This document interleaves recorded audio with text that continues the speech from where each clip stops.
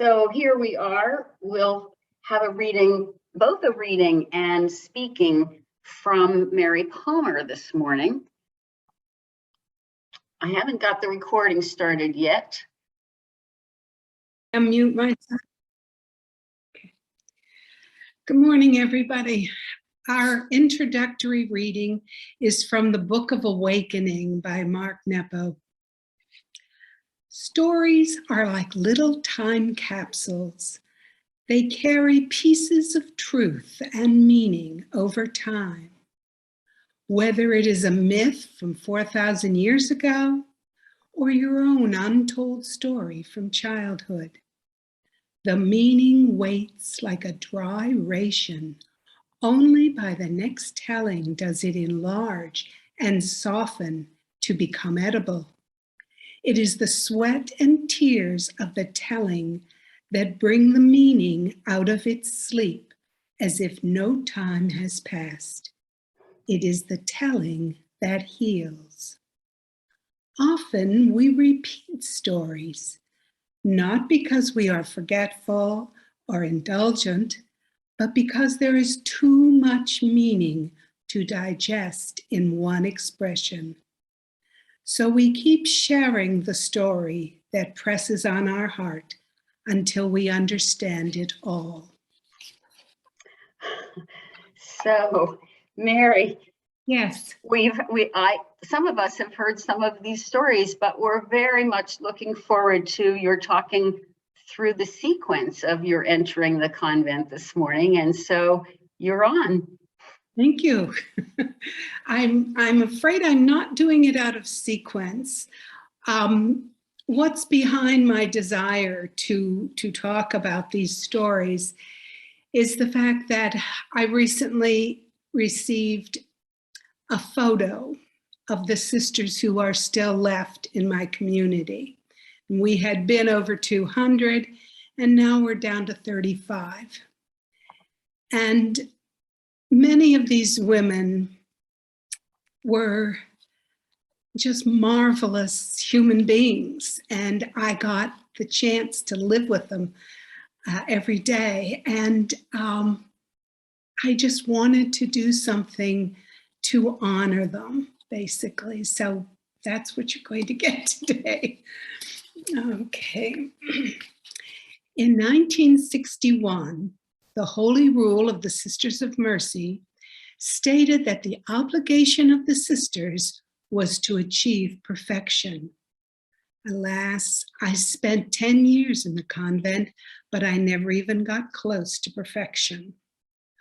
Although we had a few grumps among us, I loved my community and my life as a nun. I had the good fortune to live side by side with intelligent, gifted, deeply spiritual, and creative women who dedicated their lives to serving God and helping the poor, sick, and uneducated. Today, the community I was a part of has dwindled from 200 or so down to 35. They have sold their mother house to Mercyhurst University and currently have no young sisters prepared to take over. Today, I'd like to remember a few of these women who were part of my religious family and made a positive impact on my life. On January 29th, 1961, 9 days after my 18th birthday, my parents drove me from our home in Erie, PA, to what was then the Sisters of Mercy Mother House in Titusville, PA. All the while, I sat in the back seat, smoking my last cigarettes. For the final 20 minutes of the trip, I switched to chewing spearmint gum in hopes of masking the cigarette odor.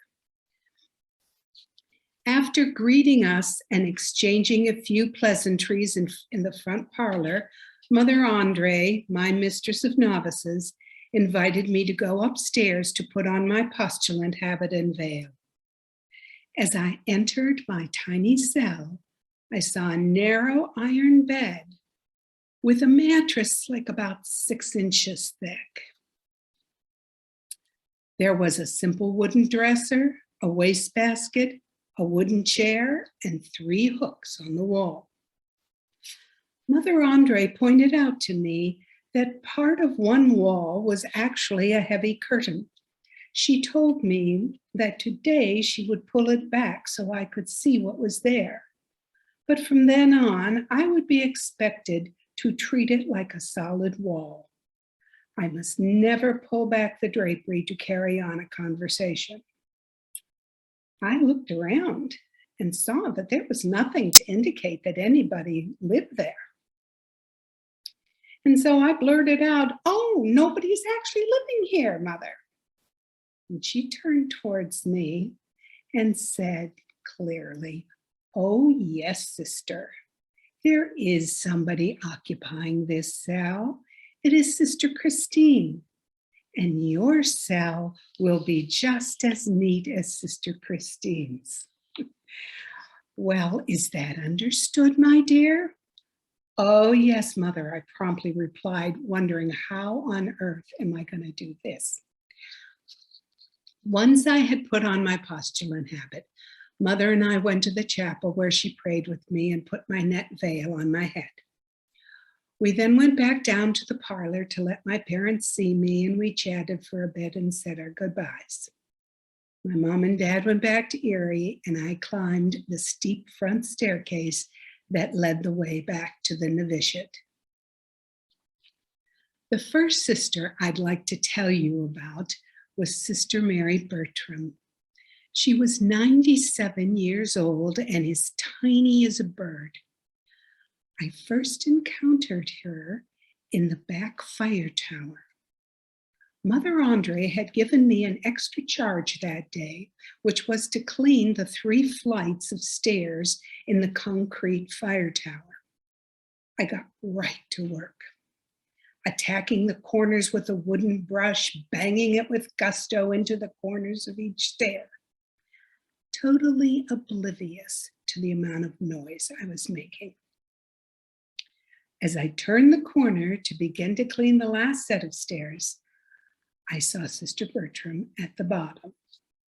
Now, what you need to know is that in those days, the professed sisters and the novices were pretty much kept separate, and there wasn't a conversation that went on between them unless it was with permission of the mistress of novices. Sometimes if a sister had to correct a novice, then she would, be responsible to tell Mother Andre that she had done that. Or if the novice had been corrected by a professed sister, she would be expected to tell Mother Andre. So it was, when I say I encountered Sister Bertram, I had been in chapel with her and in refectory with her. However, I've never actually stood near her and had a conversation. So I saw Sister Bertram at the bottom. She gave me a piercing look and said, "Sister, in my day, if I had made that much noise cleaning a staircase, I would have been sent directly home. Please give me the brush and watch carefully." So I did as I was told and watched as 97-year-old Sister Bertram cleaned several stairs without making a sound. I saw how she held the brush so that only the bristles touched the concrete. And now instead of banging the dustpan against the edge of the stair riser, she gently placed it against the stair to catch the dirt. Thoroughly humbled, I thanked her and began again with a heightened sense of awareness of what I was doing and how I was doing it.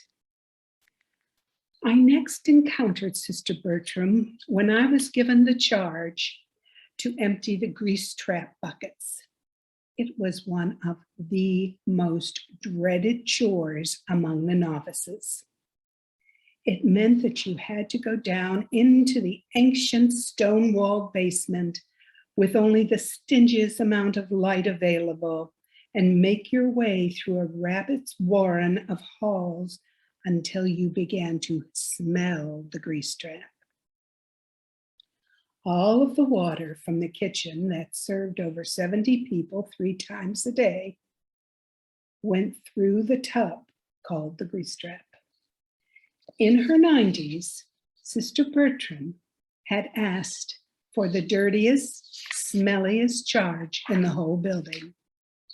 Her job was to watch the tub, and when water passed through, she would use a dipper to scoop out blobs of grease and food from the tub so the water could flow freely. These smelly chunks were then deposited in 2 buckets, which a different novice every month was assigned to collect each day and carried outside to dispose of in a nearby field. Sister Bertram had asked for this chore herself. Even though she had retired from teaching, she still wanted to contribute to the community. She had a small student desk and a wooden chair brought down to the grease trap room and had it placed directly under the one lone light bulb that hung from the ceiling. Inside the desk, she had pen and ink and a small supply of watercolor paints and brushes. In between dipping for grease, Sister Bertram created beautiful bookmarks and note cards decorated with lovely copper plate calligraphy and adorned with delicately colored floral bouquets. I hope that if I lived to be 97, I would be like her, finding ways to contribute to community while creating something beautiful. Sister Bertram died when I was a novice. It was our practice for pairs of novices who were not teaching to keep vigil during the overnight hours. 15 minutes before the next 2 sisters were to come on duty, one of us would have to leave and go to wake the next 2. As frightened as I was to stay in the chapel alone with Sister Bertram's body, I invited my companion to be the one to wake up the next 2 sisters. I wanted Sister Bertram to know how much the example of her simple but dedicated life meant to me, and how grateful I was to have been her sister, even for a short time. My next story takes place in the large convent kitchen, where 3 meals each per day were prepared for more than 70 sisters. Now, I came from a family of 4, and if my mother couldn't be home for supper, I made such things as hot dogs, grilled cheese, and tuna salad. Well, one day, Mother Andre called me into her office and told me I would be responsible for taking over for Sister Juliana, our cook, during the week she was on retreat. I almost fainted on the spot. Shortly thereafter, I visited Sister Juliana in the kitchen for a tour of the freezers, the refrigerators, and the canned goods shelves. She even left some of her recipes for me. I was absolutely overwhelmed, but at the same time, I was a little bit excited. My first day would be a Sunday, which meant that I could do something a little special for the sisters. So I thought, of course, pancakes. What else? We hardly ever got pancakes. I saw that 1 box would make 40 pancakes. So to make 3 pancakes for everyone, I had to make 216 pancakes, which meant I had to mix up 6 boxes of pancake batter. When the servers, excuse me, I'm sorry. I was quite proud of myself as I sent the servers out with a platter of pancakes. When the servers returned to the kitchen with those same platters piled almost as high with pancakes, I couldn't understand what had happened. I asked the servers, why are there so many leftovers? They explained that the pancakes were good, but it was only the postulants and novices that had more than one. So I was left with multiple platters filled with cold pancakes. My vow of poverty would not let me even contemplate throwing them out. Now, Ann Perry, what follows next, you might want to put your hand over your ears because you're going to be horrified. I got what I thought was a brilliant idea. For lunch that day, I would make a big batch of creamed ground beef and roll that up into a pancake. Thinking I had learned my lesson, I only made one for each sister, which meant I still had quite a pile of leftover pancakes. I had to think up some way of using up the rest of those pancakes for the evening meal. I decided that the roll-up idea was pretty good, so I'd stick with that. But this time I would use cherry pie filling to turn the pancakes into dessert after supper. And with a dollop of whipped cream, they looked great. I was delighted with the results as the servers carried the platters out into the refectory.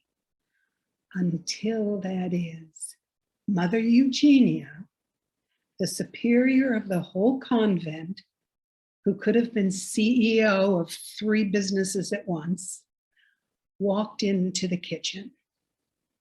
Sister Victoria, she said, we have had pancakes for breakfast, for lunch, and now dinner. Can you explain that to me? I mumbled something about miscalculating the number of pancakes the sisters would eat and not wanting to waste and blah, blah, blah. She then let me know that the sisters shouldn't have to suffer because of my misjudgment. Pancakes 3 times a day was quite enough. She then gave me permission to dispose of any leftovers and told me she didn't want to see another pancake for a long time. I don't really remember how I got through the rest of the week, but my guess is that I followed all of Sister Juliana's suggestions. No more creative chefing here. My next story also features Mother Eugenia.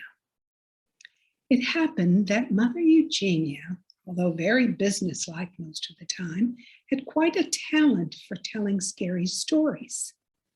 Now, usually the novices never entered the recreation room of the professed sisters, but on this particular evening, our mistress told us we were in for a treat. We had been invited to listen to Mother Eugenia tell ghost stories. That evening, I happened to be on P&D, which is phone and doorbell duty.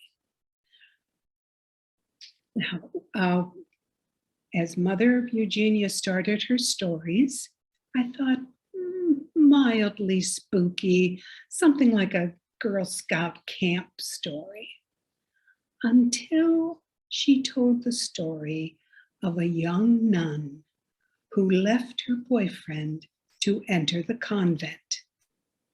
When he heard what she was planning to do, he was furious. He told her she was meant for him and she must marry him and have his children. That was what God wanted of her. But she left him and dedicated her life to God.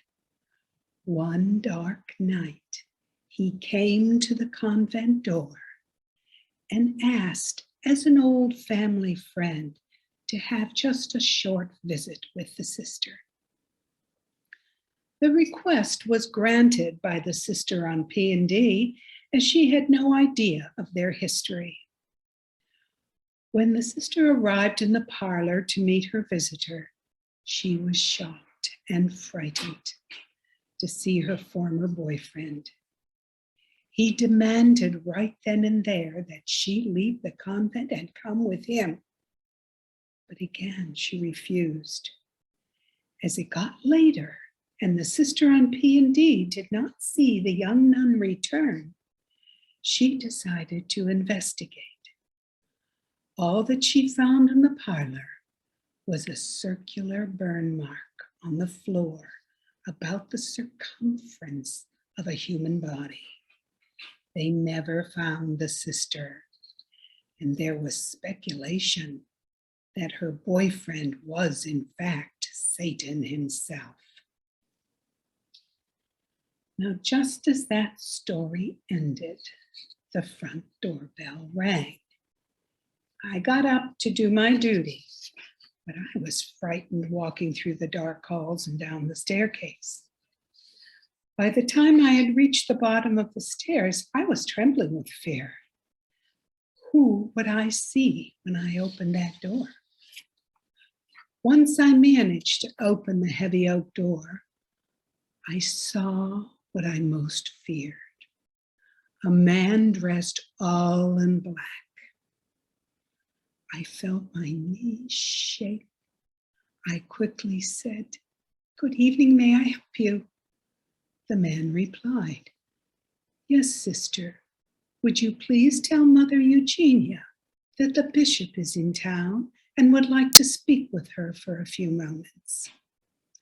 With that, I said, "Yes, sir," and I quickly slammed and locked the door and ran back up the stairs, making my way to Sister Eugenia's chair. I whispered to her that there was a man all dressed in black who wanted to talk to her. "Well, did you get his name, sister?" Then I thought, "Oh, he said he was the bishop, Mother." "Oh, the bishop. Well, did you put him in the bishop's parlor, take his coat, offer him some tea?" "No, Mother, I just closed the door and I ran back up to tell you." Well, she was absolutely dumbfounded. "Do you mean you left the bishop standing in the cold and snow outside the convent door?" I had to admit, yes, that's what I had done.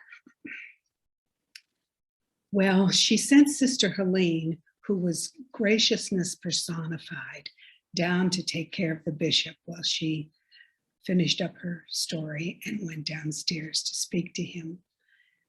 But I always felt kind of bad about this. It was the last time we novices were invited to Scary Story Night. My next story has to do with my mistress of novices, Mother Andre.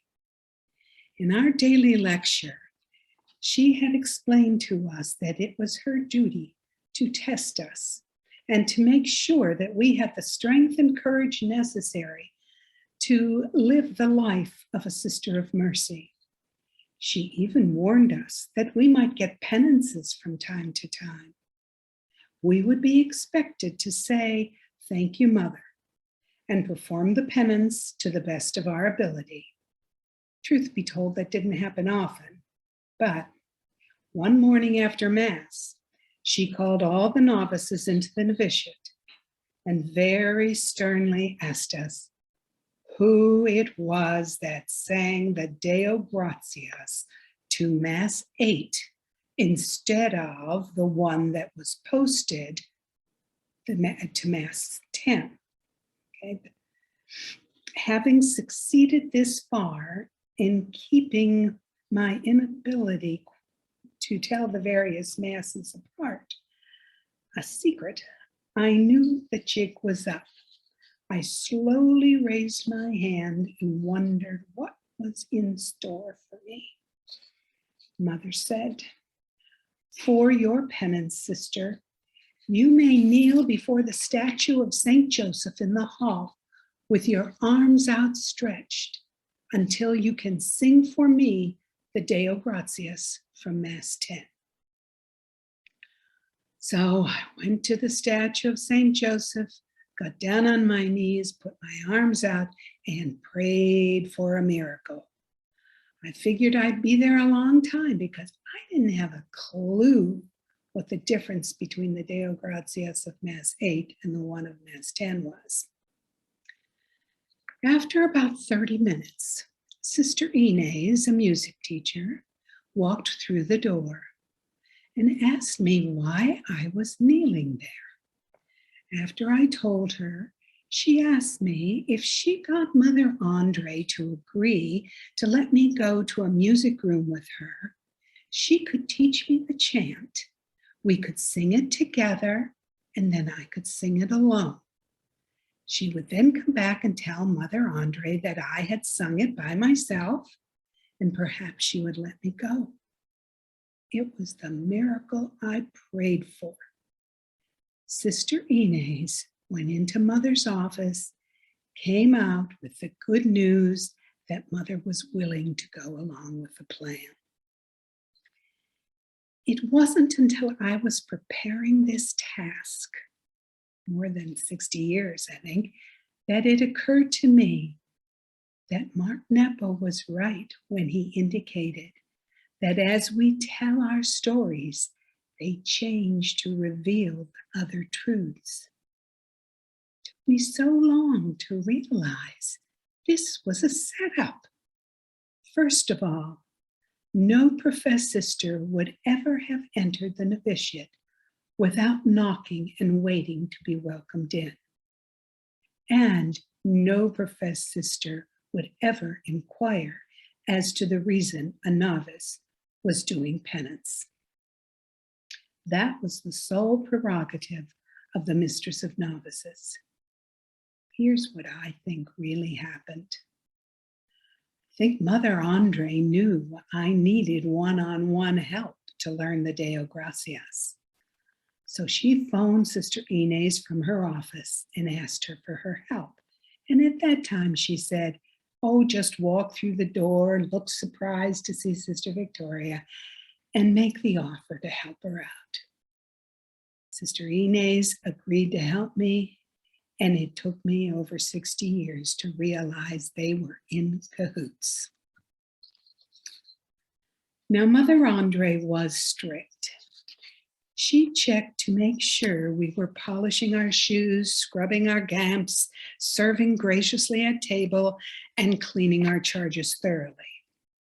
But there was one little trick that the novices passed down from one group to the next, and that was the Murphy's oil soap trick.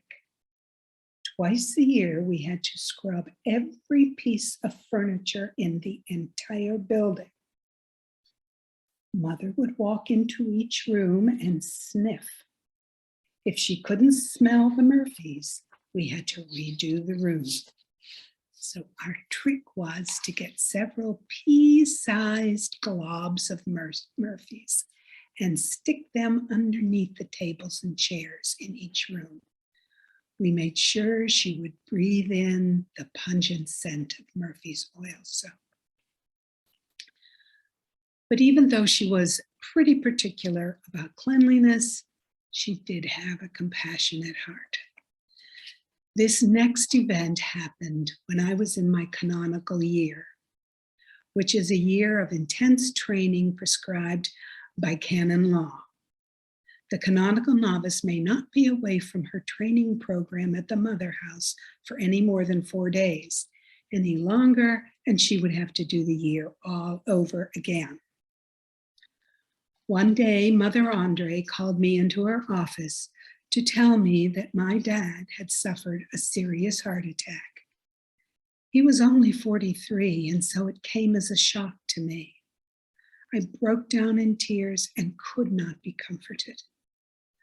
Mother had already found a driver to take us up to Erie and had made arrangements for us to stay at Mercyhurst College while we were there. I was going to be able to be in Erie for only 2 days, saving the other 2 in case they were needed later. I was still sobbing as we set out for Erie. Somehow, as we drove, I was able to calm myself, and even though I was full of anguish, I was no longer just sobbing and sobbing.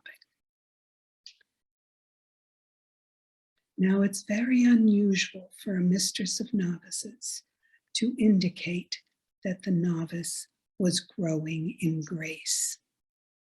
But as we approached Erie, Mother Andre said to me, "Sister Victoria, at first I was quite concerned about your profuse weeping.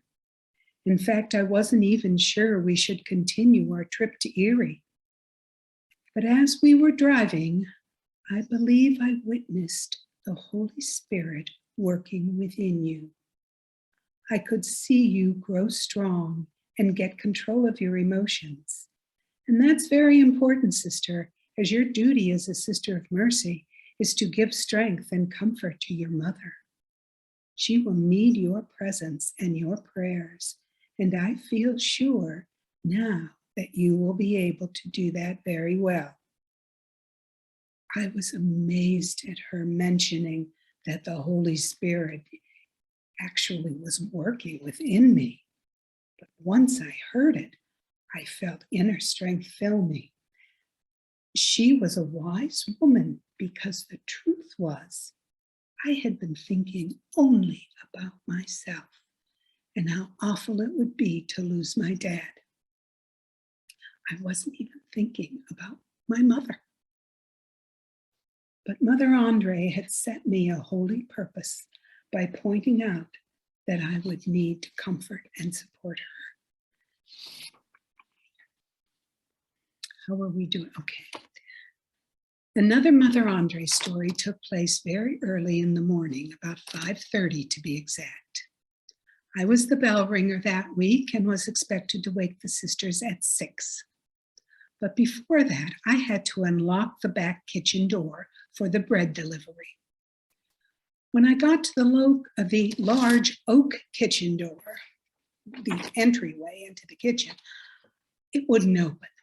I pulled with all my might. I yanked it, I kicked it, I did everything I could think of to get that kitchen door open. I had no luck and time was passing. I'd have to ring the wake-up bell soon.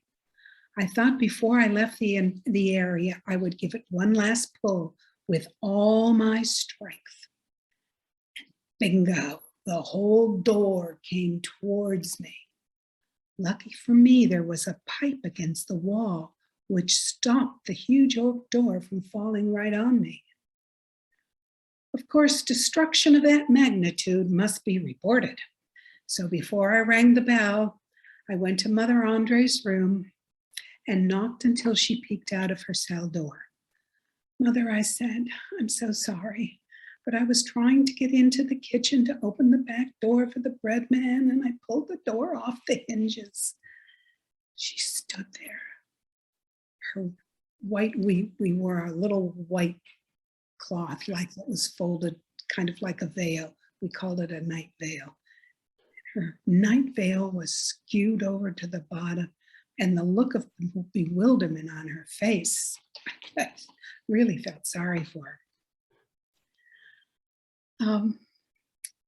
"Surely, sister, you mean the screen door?" "No, Mother, it was the oak door that leads to the kitchen." She was totally baffled. Later that morning, she came to me and said, "Sister, you are stronger than 2 repairmen working together. It seems that the door was persistently getting stuck, and the workmen tried for a long time to open the door.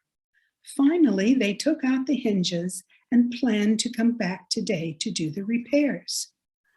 No one figured on the power of a novice who is determined to discharge her duties."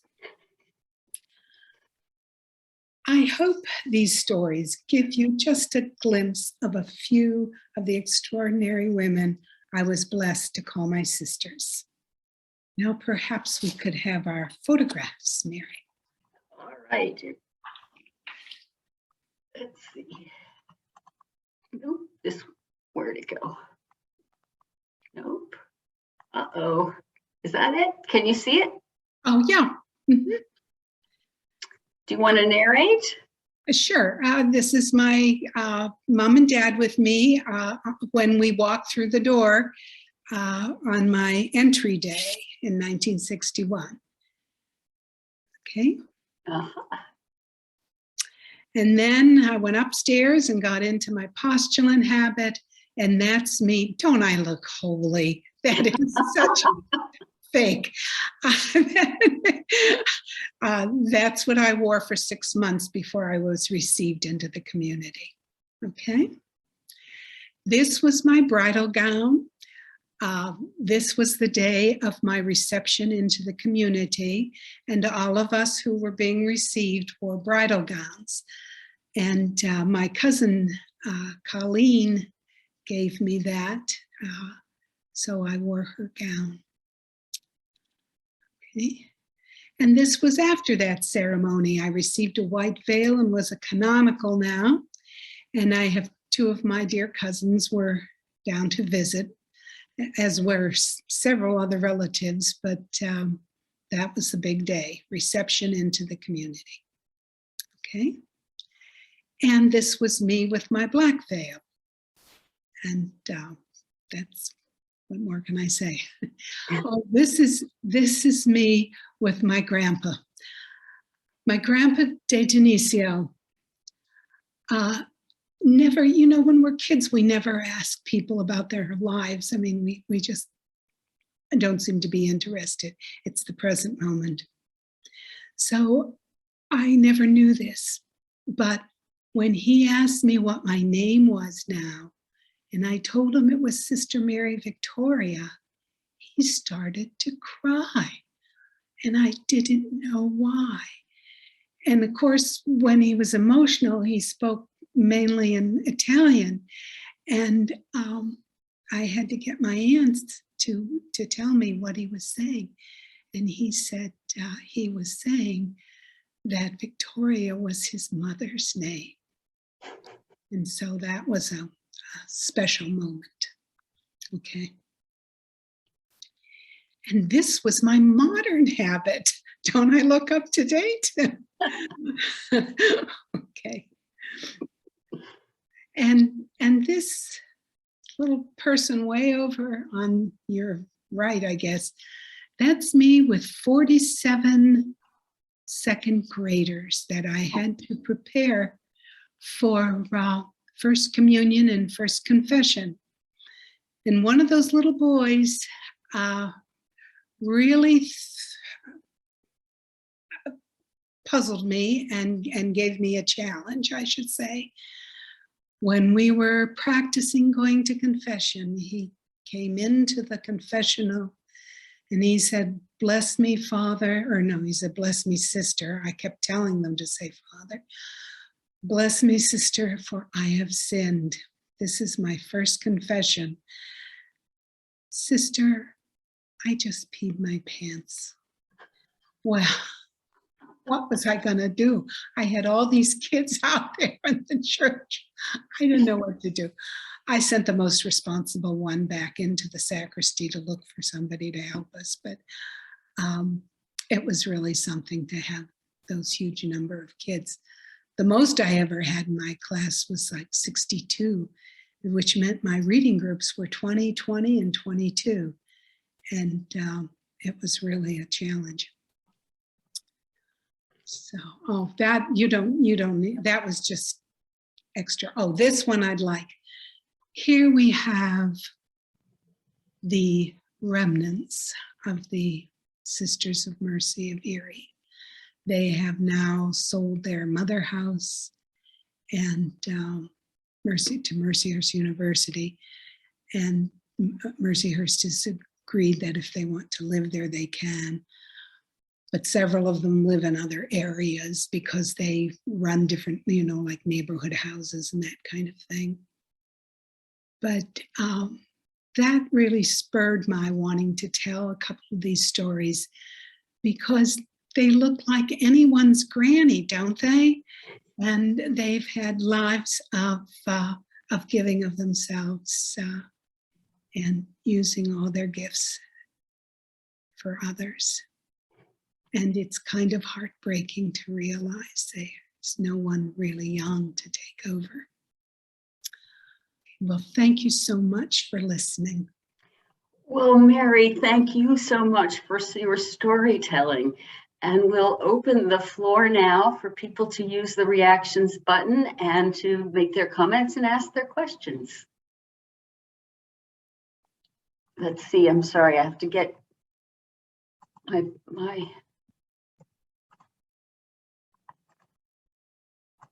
okay, there we go. Are there questions or comments for Mary? Howie, you want to go first? Yeah, and if you had told us before in another session that I missed, I apologize. But I'm wondering, it sounds like such a positive experience for you. And I'm wondering if there were times when it was not so positive.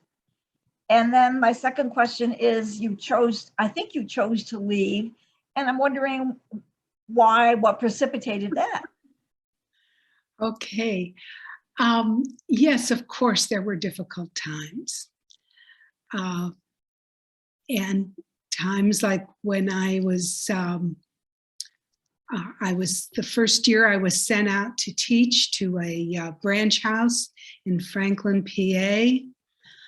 I had only had a couple of years of college all total. And I had like 60 kids in the class. And no one had ever told me that teacher manuals were meant to be read and absorbed, but not memorized. And I felt that every night I had to memorize my teacher manuals for the next day. And so I was staying up late past my bedtime, which was breaking the rule, to memorize what I was going to teach. And the superior of that house was very upset with me. So I talked to my confessor, and he said, no, sister, you have every right to go into the classroom prepared. You tell your sister superior that your confessor told her that I was able to stay up if I needed it. That caused some friction between the two of us. Okay. So there were issues. There were things like that came up that were difficult. Yeah. And why I left was, during those years from 18 to 28, you mature so much. You really change. And at one time, I thought it was glorious for me to give up my own will and to pass it on to somebody else who would know better than me what God wanted of me. But by the time I was 28, I realized that that free will was given to me. I was responsible for what I did. And as much as I loved the sisters, I had to leave because I had to leave the church. I couldn't accept the patriarchy of the church. I couldn't accept all the money issues of the church. I was horrified when I heard a sermon where the priest was angry because kids would grow up and move away, and then when they had their kids, they wouldn't have given any money to the church, but they asked the church to baptize their kids. Well, at that point, I walked out of that church. But so it was a process of maturing to realize that the best thing I could do was to take control of my own destiny. And I had to leave the church. They don't let you stay in the convent if you're not a Catholic. No, of course not. Thank you. Thanks, Mary. Dick and Vicki, are you together in a question? Okay, we figured out how to unmute on this device. Mary, I just wanted to thank you for telling your stories and the way in which you tell stories. You are a wonderful, wonderful storyteller. And I hope we hear more of your stories over the years. I hope you had a chance to see people's expressions on the gallery screen while you were talking, because it was just wonderful. Thank you. Thank you so much for that. Hal? I second Vicki's sentiment. That was delightful. And perhaps the question I was going to ask has been answered after all, when you explained why you were left the church. I was going to left the church and the convent. I was going to ask what motivated you to join it, but I think you sort of perhaps addressed that and related to wanting to turn your life over to responsibility over to the wiser superiors who might know what God had in store for you. If you want to expand on that, that would be fine. But otherwise, I'll switch to a different question, which was, first of all, the first part is, did the Sisters of Mercy have a presence in Rochester? Well, Howie, there is a community in Rochester that is now linked with the Sisters of Mercy in Erie, but at that time it wasn't. We were two separate communities. We were both Sisters of Mercy. We followed the same rule and all that, but we weren't connected. But over the years, they got connected. The reason I asked is back in the 60s, I came to Rochester often and working with values clarification, with helping professionals, and including quite a few nuns, including a couple of visits to the sisterhood, to the house for workshops. And I wondered whether you might have been present or part of that, and I have some of my own stories about that. But so I was wondering if you were in Rochester at that time. No, we were friendly, very friendly. My mistress of novices got her master's at Eastman School and lived with the Sisters of Mercy here in Rochester while she was doing that. So, you know, there was a certain amount of camaraderie between us, but nothing official. Right. Thank you. Barb, would you like to go next? Sure. Thank you, Mary. That was fabulous and so interesting. And I'm curious about after you left your life as a sister, what have you kept in your life as you've become a member of our Unitarian community?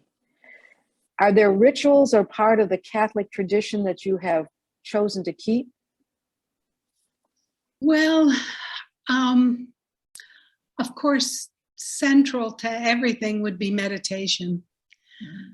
And I read many of the more modern theologians when I was a sister. I did not ask permission to read these books because I figured I wouldn't get it. But I thought maybe it was a little bit better just not even to ask. And that did influence me somewhat. So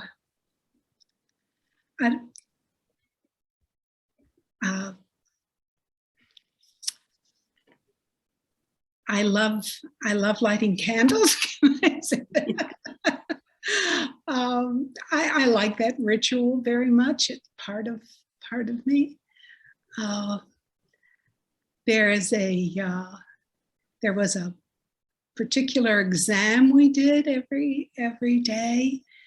And although I don't do it every day, it does come in handy when I realize I'm slipping on one thing or another to review my day and to see where I could have improved it.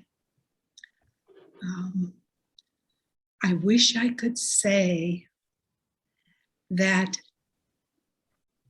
I love singing. I do love singing. I love Gregorian chant. I love all the songs we sing, but I can't get it out yet. I just can't. I never could, but I can't get it out. So that's where I am with that. So I think we have a couple other questions or comments this morning. Anne and then Russell. In the 1980s, I worked for Catholic hospitals and was so impressed with the sisters I knew there. Sister Regina Clare ran 2 hospitals as the CEO. Sister Eileen Mitchell was the most incredible strategic thinker I think I ever ran into. I loved working with her. And there was an old sister who still wore a white habit, who could start an IV on anybody. That was her big job. But I'm curious what you think is causing the issue of young women not entering the orders anymore. And I don't know what to say about that, but I think it's because people do not want to give up their own wills, their own ability to think for themselves. And actually, I don't even know if that is still a thing. I mean, I know by the time I was ready to leave, they wanted me to go into to drama, and because they needed somebody to take over at Mercyhurst. And I wanted to go into special education. And they actually let me. They said, well, if you can get the money yourself to go to school and get your master's, we'll let you do that. And I got a couple of student loans and that kind of thing. And so I did that. I was able to choose what higher learning I went into. So I don't know how they are today. I could never speak for them because I'm not that close any longer. Russell? Hi, I just wanted to thank you so much for your wonderful stories and tell you that the recycling of pancakes anyway, reminded me of my time in Germany. One summer I had a summer job there and I lived in a Catholic run, it's called a Kolpinghaus in Germany. And any morning that we had pancakes, we knew we'd have pancake soup for lunch. As they used up the remaining pancake batter, and that was fine. I like pancake soup just fine, but it was very frugal. Thank you for that. Well, Mary, I would like to echo the many compliments to your storytelling and your chosen stories this morning. My knees were shivering right along with yours when you were opening that door in the nighttime. And as Vicki has pointed out, I could see lots of reactions similarly amongst our group. It's been a wonderful morning and we want to thank you. I'll extinguish our chalice and we'll look forward to being again together next week. Thank you. Bye-bye. Thank you.